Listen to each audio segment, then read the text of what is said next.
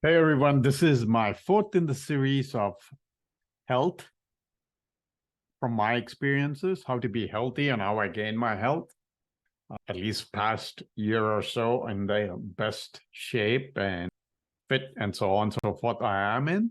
If you go to my website, mindshifthw.com, there'll be some articles there.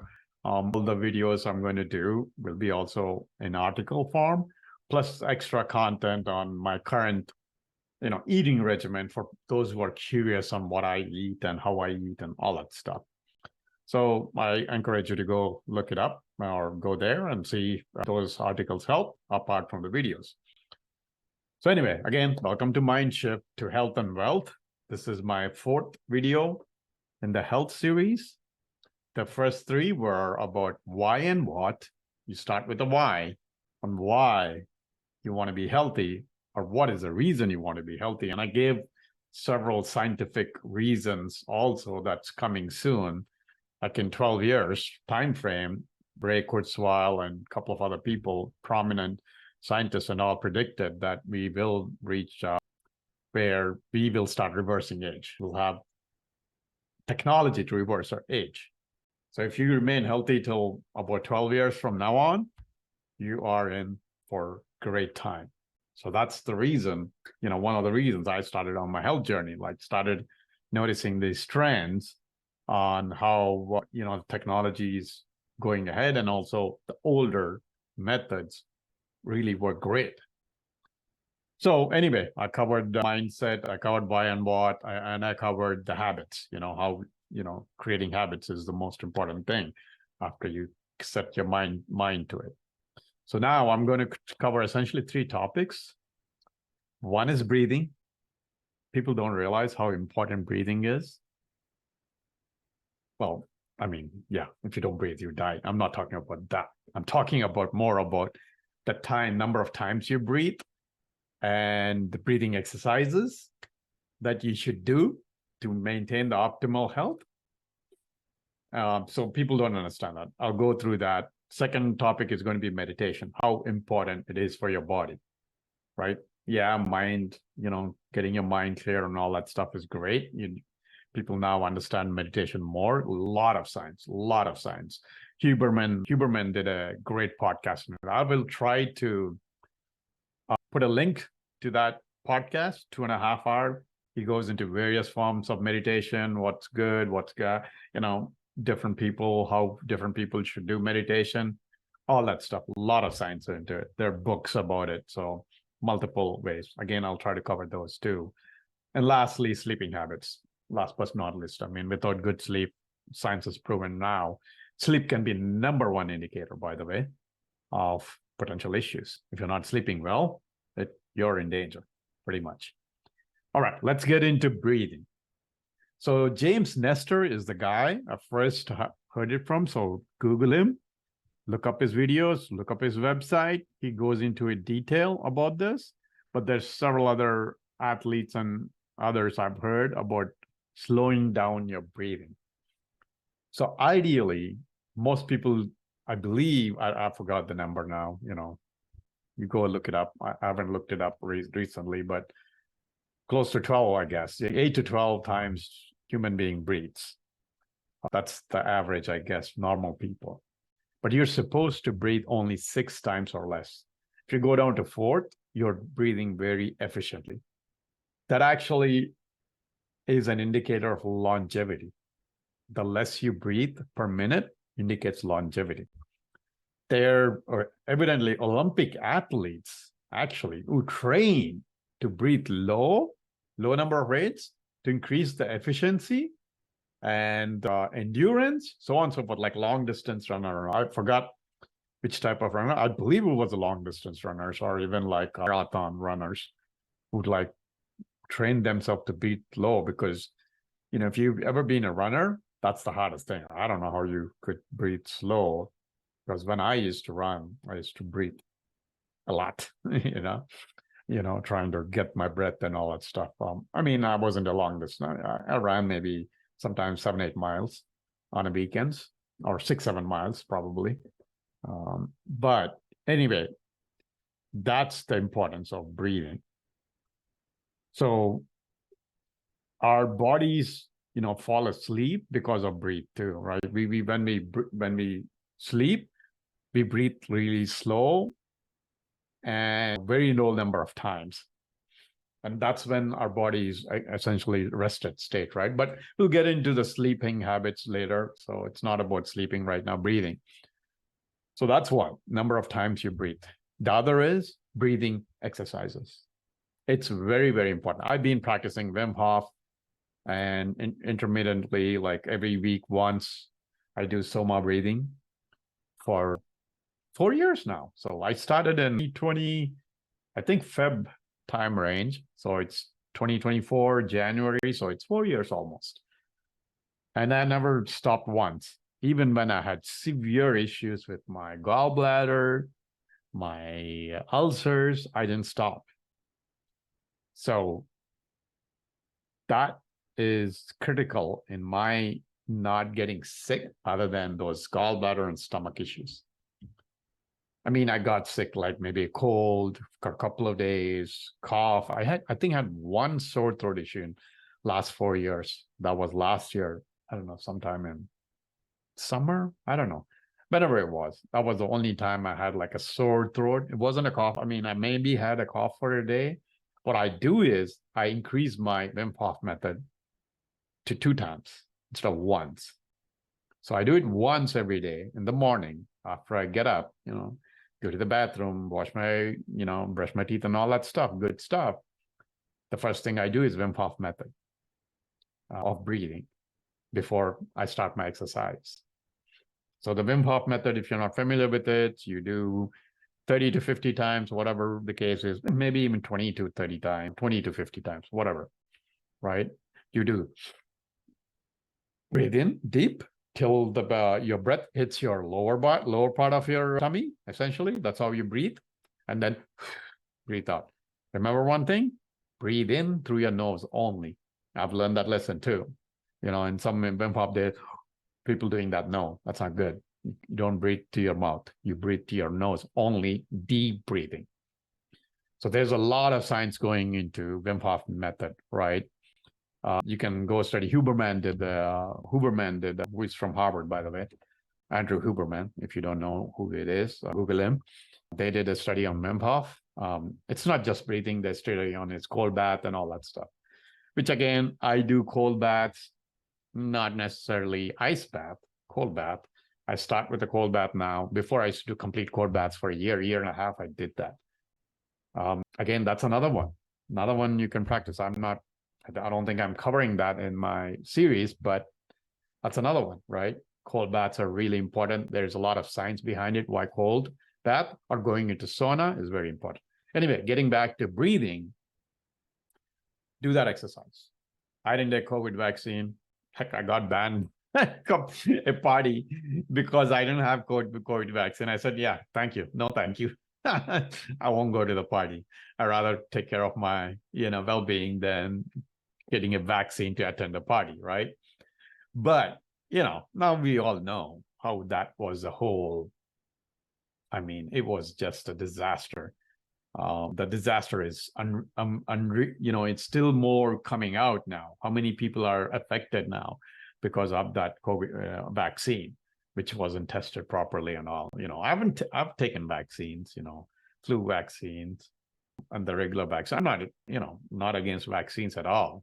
And that's what people misunderstood. Like, no, everything has to be tested properly. Anyway, the bottom line is I never got sick because mainly of breathing techniques. What it does is there is I've done, by the way, Wim Hof, Soma, I've done pranayama, like Anilom, Milom, I don't want to say the names. Most people won't understand, but some pranayama techniques too. Excuse me. But the best one I feel like was Wim Hof, most effective, efficient, quicker than any other. Breathing technique. So what I recommend is always breathe in the empty tummy, right? Don't breathe, if you try to practice Wim Hof breathing on a full tummy or half full tummy, whatever, it won't work.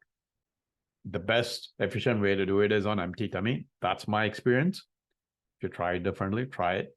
You can experiment. So that's the important thing. Breathing, very, very important. It actually increases your lifespan. That's what some of the science says, that, or it decreases the chance of you getting sick, right? Even just forget the breathing techniques, right?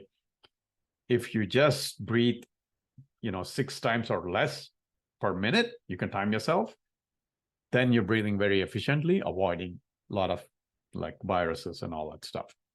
Our bodies are made to fight off anything, even cancer, right? It's when our bodies are being fed and we do things that are not keeping it at optimal shape that it affects us, right? That's when we get sick, all that, right? So that's breathing. I mean, there's a lot of stuff in it, like I said, look up Wim Hof, look up, James Nestor. There are other people, talking about breathing, how importance of breathing. Andrew Huberman, like I said, did a study on Wim Hof. So there's a lot of studies there. So that's one, right? The next, meditation. So why am I bringing meditation into the whole health series, right? Science is more and more pretty clear now. If it wasn't before, 100% clear. We instinctively know if we don't feel good, if we're not feeling right, we'll feel the stomach queasiness or whatever, right? Stress, all that stuff essentially causes illness, disease, cancer, so many different things, right? That can aid to it. I'm not saying those are the only things that, and I mean, the food obviously matters in that, right? But meditation is highly, highly important. Like I said, Andrew Huberman's podcast covering all kinds of meditation techniques, effective techniques, small to big. I mean, you can start with 2 minutes. Don't go big. And then go from there. So there's a lot of meditative techniques. I've tried multiple, right? I've tried concentrating on breathing only. I've tried Sadhguru's technique. If you don't know who Sadhguru is a guru, Indian guru. If you're not Indian, you're not familiar with him. But he is not much of a religious guy, or at least he doesn't preach religion that much. It's more of about spirituality, the mind, how everything is about you. Inner engineering is his program, where he concentrates on everything is within us. If you look at the external, you'll never get happiness, right? But anyway, I've tried his technique. Now I'm actually concentrating on the 7 chakras technique, which is 7 chakras are basically, one is at the bottom of your, essentially, I don't know, better word to say, ass, I guess, right? And then it goes to, right to your sexual organs is another chakra. And then the other chakra is your belly button. And then that next is the chest. And then the throat, and then here, which is the prefrontal cortex. By the way, the left side of your left side of the middle is actually where the prefrontal cortex is, according to Andrew Huberman. So anyway, when you concentrate on that, and then the top, right? That's the 7 chakras. I do that. It's amazing practice for me. Anyway, 20 minutes, I feel like nothing. But there are many times I get lost in it, and then many times I don't, like, thoughts come and all that stuff.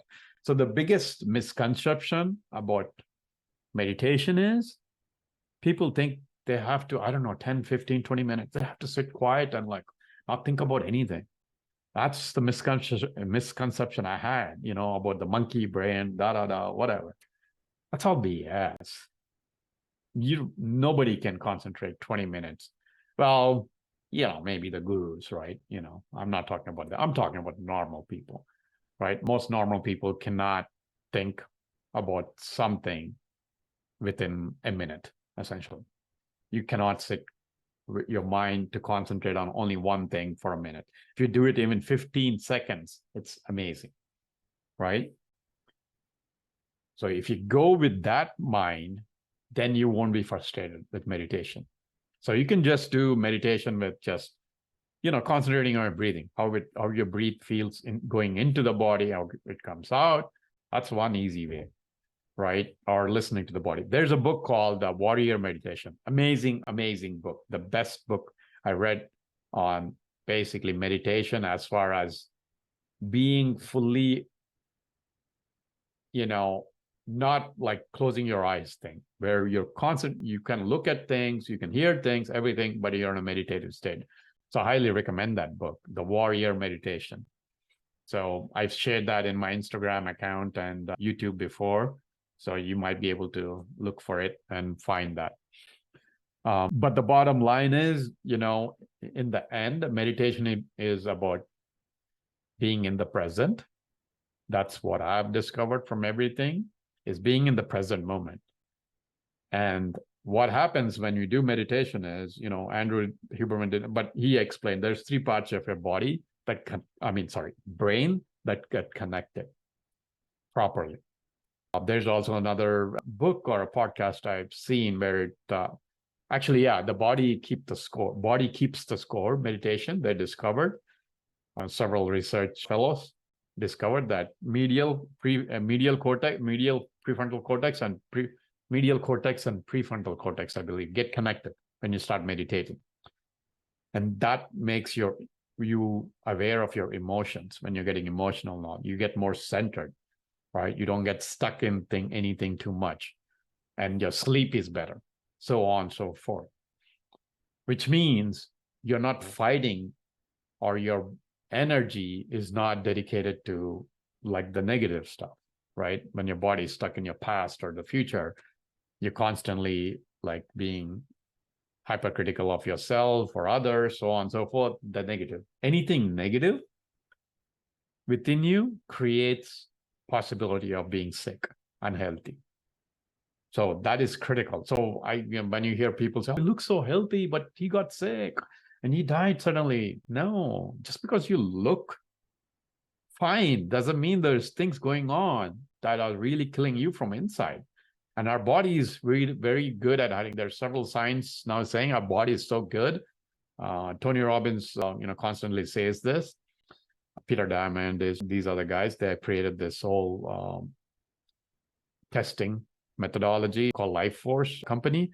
It tests everything because the body keeps several of your ailments it's way late.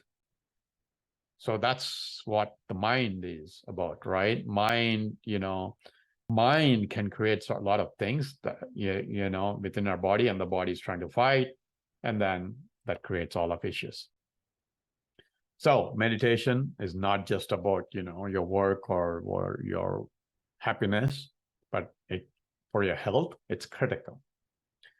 And then now last is sleep, right? There were, till recently, I think, most of the time I heard sleep like is overrated. You get all these entrepreneurs like, "Oh, I only sleep 4 hours as a badge of honor," all that stuff, which is BS. Like if you hear, I think Jeff Bezos, evidently he like prioritizes sleep for at least 7 hours, or I think 8 hours. I don't remember exactly.